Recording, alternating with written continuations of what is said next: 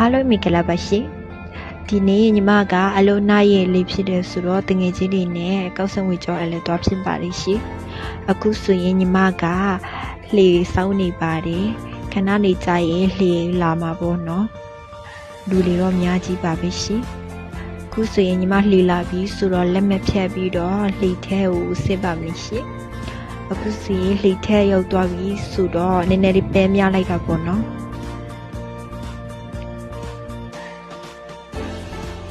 အခုဆိုရင်လှေထွက်နေပါပြီရှင်လှေကအရင်မြန်တယ်ပေါ့နော်စီးလို့လည်းအရင်ကောက်ပါနေနောက်ပြီးတော့ဒီလှေကကျတော့ညီမသိမမူးဘူးပေါ့နော်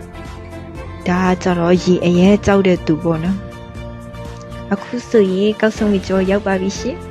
အခုတော့ညီမလှေပေါ်ကနေတက်လာပြီးတော့ကားစီကိုသွားမှဖြစ်ပါတယ်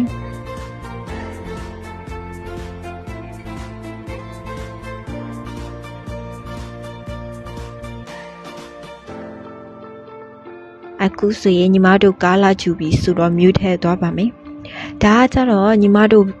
ပေါ့နော်မနေ့စသွားစားတဲ့ဆိုင်ရဲရှိတဲ့မှာပေါ့နော်တက်ပစ်စိတ်တွေအရင်လှပါတယ်။ဒါဆိုတော့ညီမကနည်းနည်းလေးပဲလေးနည်းနည်းပေးလိုက်တာပေါ့နော်။တက်ပစ်အရင်လှလို့ပေါ့။ဒါကကြတော့ညီမ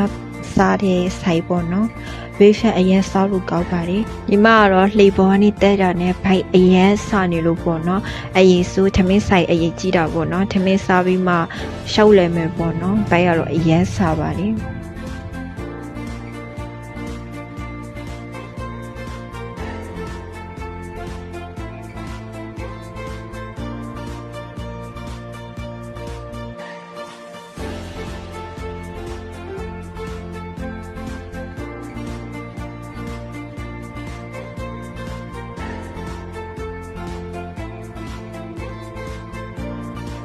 ဒါကကြတော့ညီမမှားထားတဲ့ ice cappuccino ရပါပြီပေါ့နော်ညီမကမနေ့ဆိုရင် coffee တောက်ရမှကျင်နေပါလိဒါကတော့ညီမအရင်ကြိုက်တဲ့ cappuccino လေးဖြစ်ပါလိဒါကကြတော့တမျိုးမထင်ပါနဲ့ညီမဘိုက်အရင်စားနေပေါ့နော်ညီမရဲ့စားစရာကြတော့ရောက်လာပါပြီဒါပေမဲ့ညီမရဲ့တငယ်ချင်းကလှလို့တက်ပုတ်ရိုက်မယ်ဆိုတော့ခဏလေးယူပြီးတက်ပုတ်ရိုက်နေလို့ပေါ့နော်ဒါတော့မစောင့်နိုင်လို့ညီမဓာတ်နဲ့ခေနဲ့ယူထားပါတယ်အခုကြတော့ဘေးဖက်လာပြီဆိုအရင်ပြောပါနေညီမနဲ့တူတူလိုက်စားလိုက်ရအောင်နော်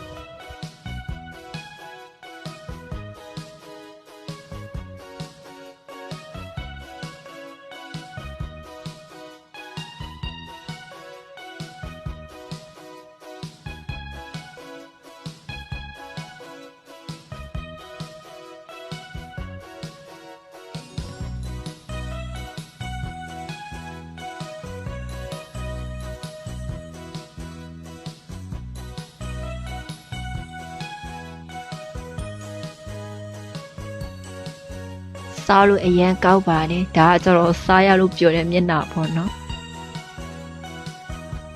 ဒါကကျတော့ highway လမ်းမကြီးပေါ့နော်သူ့ရဲ့နေဘေးမှာဆိုရင်အရင်ရှုခက်လာတဲ့ပေလကြီးရှိပါတယ်အရင်လှပါတယ်အခုကကျတော့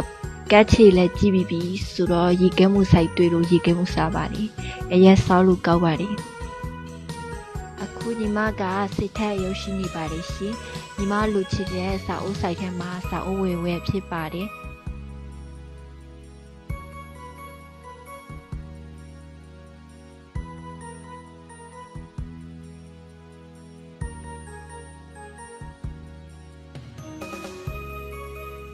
ခုကြတော့ဟိုတယ်ရောက်ပါပြီညီမတို့နည်းနည်းနားလိုက်ပါမယ်ပေါ့နော်ဟိုတယ်ရောက်ပြီဆိုတော့ညနေကျရင်ညီမတို့